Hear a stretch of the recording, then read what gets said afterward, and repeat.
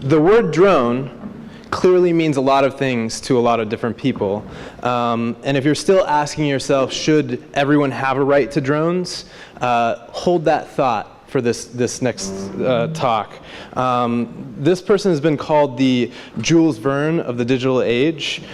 He's a best-selling sci-fi author. He's a favorite of Google engineers at the MIT Media Lab. And the reason is because he writes fiction that's incredibly exciting, but intensely well-researched and also plausible.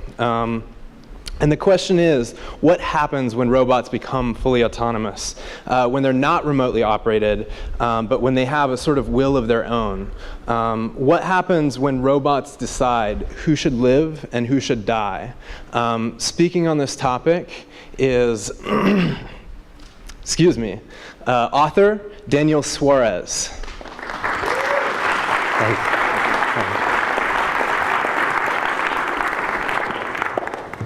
Well, you're probably wondering why a fiction author is about to give you a presentation on autonomous robotic weapons. Let's see if my slide catches up. There we go. Well, those of you familiar with my books know that I write thrillers with a fair amount of technical accuracy. And I do that because I actually have a pretty extensive IT background. I spent nearly 2 decades building transactional data systems for very large companies. So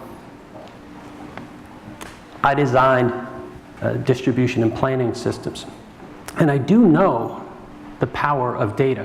Data runs modern society. So I'm a data guy, and increasingly, war is a data-driven enterprise. Modern militaries acquire data, not just aerial surveillance, but financial data, telecom data, even pocket litter from captured individuals is put into databases and cross-indexed to locate targets and to find meaning and context. And make no mistake, autonomous robotic weapons would be data sniffers. They would hunt for individuals following a data trail. And the modern world leaves a considerable data trail. So for the next half hour or so, I'd like to step you through some of the implications of that, how autonomous robotic weapons would use the data that the modern world produces, and how this actually could have the effect of fundamentally changing our society if we let it.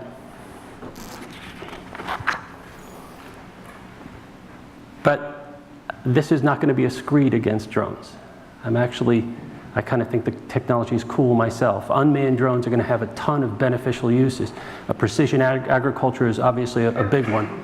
Search and rescue, logistics, aerial photography, on and on. So there's going to be a lot of very good uses. So I'm not going to be spending my time saying that this is not a great enterprise. I think it's going to be very interesting. It's like any technology, it can be used for good or evil. And likewise, I want to delineate between remotely piloted systems, like the Predator and the Reaper, which still have a human operator. A human is still making lethal decisions here. And our society knows how to deal with that. If we don't always deal with it perfectly, we know how to deal with a human being making a lethal decision. So what I'm focusing on is lethal autonomy, which is actually a technical term that has a very specific meaning. And the fact that you need a technical term for this now should tell you something, because it is very quickly becoming a reality. These are 2 automatic sniper stations currently deployed in the world. They're both deployed in the DMZ between North and South Korea. Now these can automatically identify and engage a human target, the one on the left at a distance of over 1 kilometer. Now, in both these situations, in both these cases, there's still human in the loop. But that's a choice. It's not a technological requirement. And it's really that choice that I want to focus on. Because as we cede more decision-making in war from humans to software, we will not only change or take the humanity out of war, but we may change society far from the battlefield. And that's because the tools that humans use to resolve conflict shape our social landscape. And it always has, all throughout history. These were state-of-the-art weapon systems in 1400 AD. The Mounted Armored Knight and the Castle.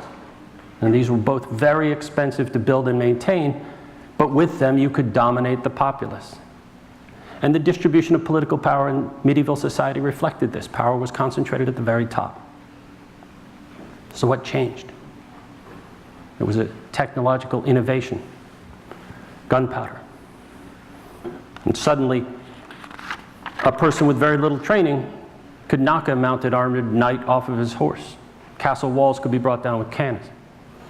And very quickly, it became not so much important who you brought to the battlefield versus how many people you brought to the battlefield. So as armies began to grow in size, the nation state arose as a logistical and political requirement of common defense. And as nobles had to rely on more and more of their people in time of war, they had to cede more power, and representative government began to form. So again, the tools we use to resolve conflict shape our social landscape. And I think autonomous robotic weapons are such a tool. Except that by risking re-centralizing power, requiring very few hands to conduct warfare, they risk re-centralizing power and reversing a 5-century trend toward democracy. Now, I think that by realizing this, we can take active steps to defend our democratic institutions. But you may wonder why I bring this up now. Some of you here know that even autonomous drones have been around for decades.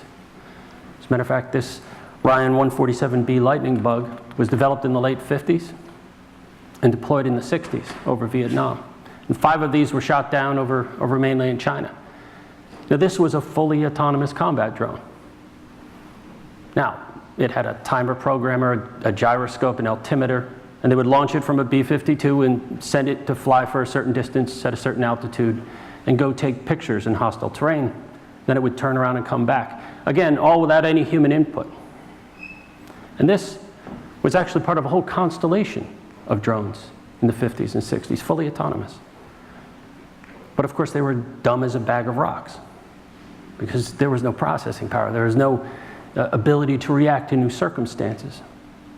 And drones thus did not have a transformative effect on human conflict. Not until another revolution happened, and that was a revolution some people in here also participated in, the computer revolution. So suddenly we get to the point where processing power is cheap, storage is cheap, memory, wireless technologies, satellite technologies, accelerometers, all of these things being produced all around the world very cheaply. This suddenly made unmanned systems very capable and also incredibly compelling from a cost point of view, particularly versus a manned system.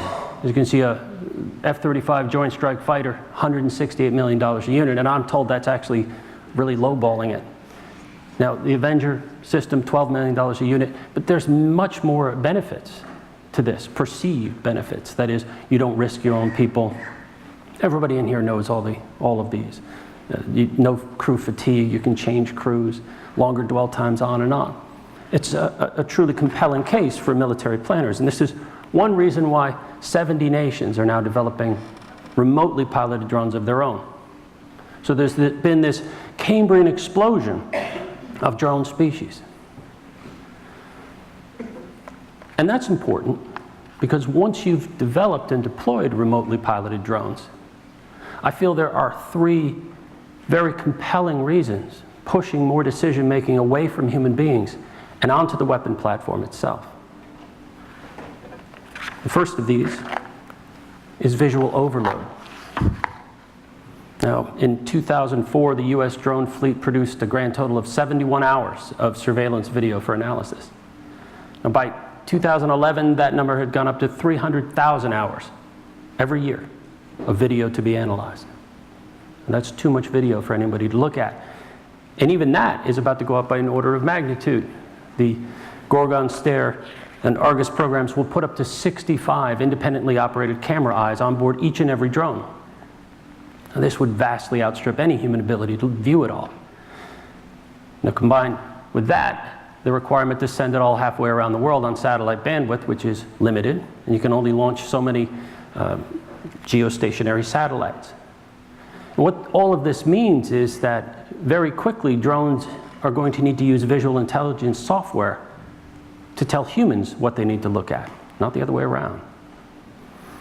There's a second compelling reason pushing more decision-making away from people and onto the weapon platform itself. Signal jamming, severing the signal between the drone and its operator.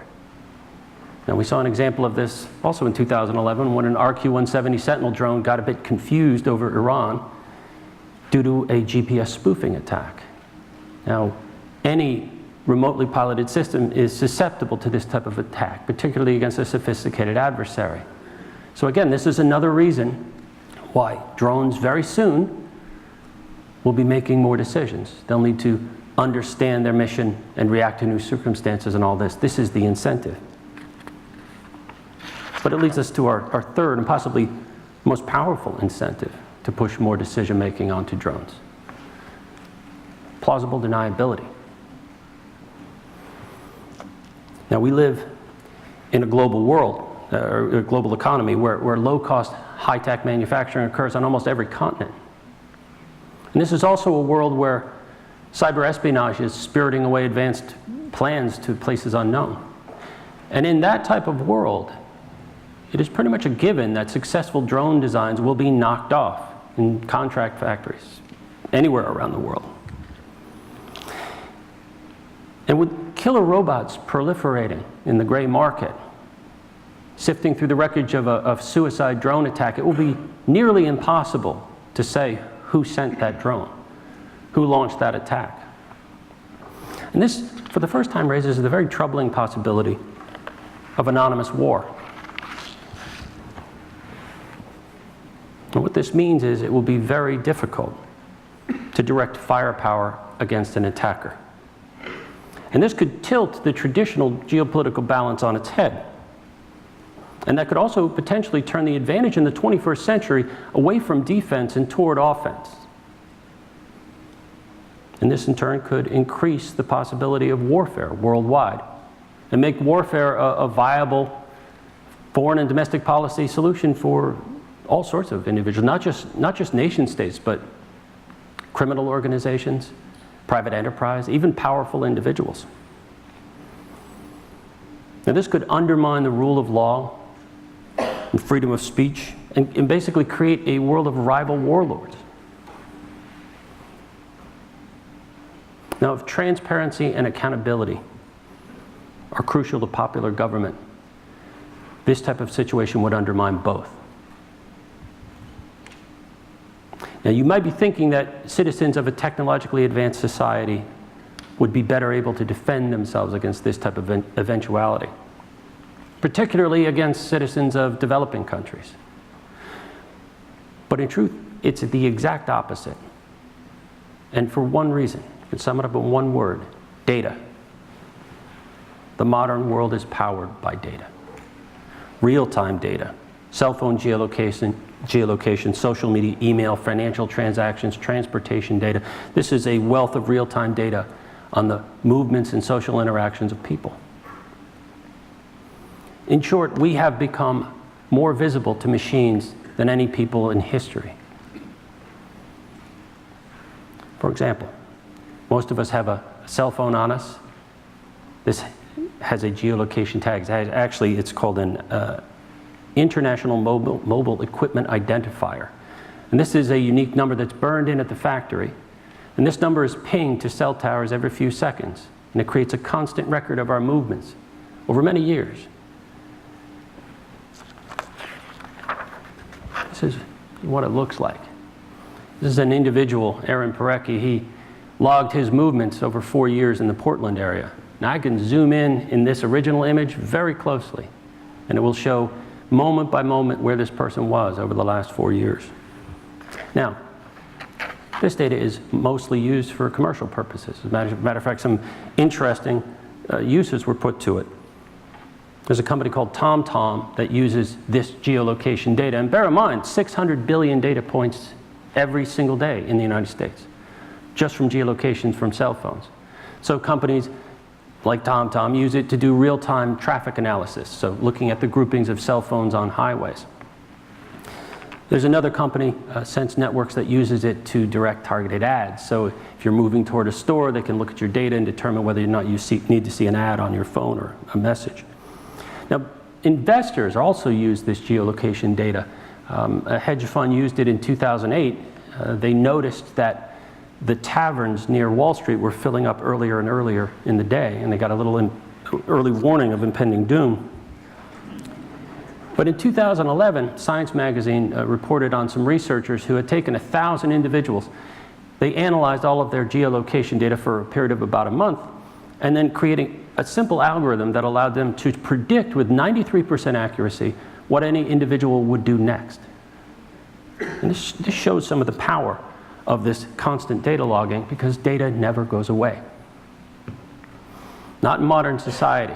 When the cost of acquiring data and storing it is essentially zero, it never gets deleted, ever. Bruce Schneier, a noted cryptographer and security analyst, he calls this data pollution. And I think it's a very valid description. Now, in conflict areas where social media and telecom cell phones are widely used, you can imagine that this data is immensely useful. Because no matter what you do with modern technology, everything's logged. And this has given rise to a whole bunch of other technologies. And I'll name just a couple. There's a product called directed analysis that gives governments, powerful organizations, whoever can acquire the data, the ability to take a look at all IP traffic moving through a network to focus on a specific event, whether that's a protest or some disruption or some unfolding media event. There's another company that creates a product called Hone that allows them to pore through vast amounts of social media data to try to identify accounts that look separate but are actually one person, to look for word forms, similar emails, addresses, and so forth. There's also systems that analyze voice traffic. And again, not just in this country, but perhaps elsewhere in the world where there's repressive governments, could be widely used.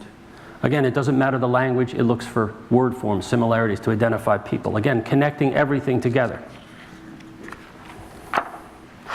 Now here is what's called a link analysis map. This is a map of a group of people with all of their social connections represented by connecting lines. Now, this type of map can be readily produced from the data that the modern world produces as we move. Usually, it's used to produce, to sell products and services to certain demographics, but it is a dual-use technology because, of course, targeting can be used in another context. Now, notice certain people are highlighted. These people are the hubs of social networks. They're opinion makers, organizers, leaders. They connect people to each other. Now, in modern societies, these people can be identified from their communication patterns. Now, if you're selling products and services, you might then send them product samples. But if you're a repressive government, you might instead eliminate them. And those who remain are no longer a cohesive, effective group. They are a disorganized mob. Now, connect this. Picture that in a world of cheap, proliferating robotic weapons, borders would offer very little protection against critics of transnational criminal organizations or dictatorships. Popular movements agitating for change could be detected early and their leaders eliminated before that group's ideas achieve critical mass. And ideas achieving critical mass is what popular government and social media is all about. And the anonymity of autonomous weapons would make lethal force a viable option for many competing entities. And this could imperil civil society and disempower popular political action, which is the very heart of democratic government. So we have to ask ourselves, is technology going to empower authoritarian government in the 21st century? Will it give it an advantage? This, in many reasons, is why I feel that we absolutely need a ban on robotic lethal weapons, particularly killer robots. Now, we have international treaties on nuclear, biological, and chemical weapons, and they're not perfect, but they have by and large worked. And certainly as a statement of principles, they work. In fact, robotic weapons might represent every bit as much of a threat as nuclear weapons because they will undoubtedly be used. And as I've demonstrated, they could distort our democratic institutions. Now, in November 2012, the US Department of Defense issued a decree that requires a human be in the loop in all lethal decision making. And this is right now a temporary directive, but it needs to be made permanent. And we do need to codify a legal framework around autonomous weapons. And we need to do it now before there's a terrible incident or terrorist attack that causes nations of the world to rush to deploy weapons like these in perceived self-defense. Before we can think through the consequences and realize their potential to centralize power into very few unseen hands and thus undermine our democratic institutions. Now, you might wonder how we could benefit from the autonomous vehicles that we've seen all day while still defending ourselves against illicit autonomous robotic weapons. And I've actually got some thoughts there. No robot should have an expectation of privacy in a public place. Now, earlier we saw Frank, he talked about a license plate. I would propose a cryptographically signed ID burned in at the factory, emanating from every licensed drone. Now, cars have license plates, airplanes have tail numbers. This would be no different, but it would emanate outwards, and it could be paired with a civic app that is made available to everybody in society so that they can check the population of drones in the airspace and on the ground around them. Not just right now, but going back in history, so they can have a right to see what machines are moving through their environment. Likewise, governments should deploy rogue drone detectors that could detect drones that are unlicensed. And rather than sending out other drones to shoot them down, they could alert humans for follow-up. Now, in certain very high security areas, I could picture drones going out to snare them and drag the illicit drone off to some bomb disposal unit. But notice that this is not a weapon system I'm describing, it's an immune system. It allows us to benefit from all the positive uses of drones while still protecting ourselves against illicit uses of drones. Because we must ban the deployment and development of killer robots. Let's not succumb to the temptation to automate warfare. There is no doubt that dictatorships and criminal organizations will do so, but let's not join them. Autonomous weapons represent too much of a threat to our democratic institutions by centralizing too much power into too few and unseen hands. So for democracies at least, let's make sure that autonomous robotic weapons remain fiction. Thank you.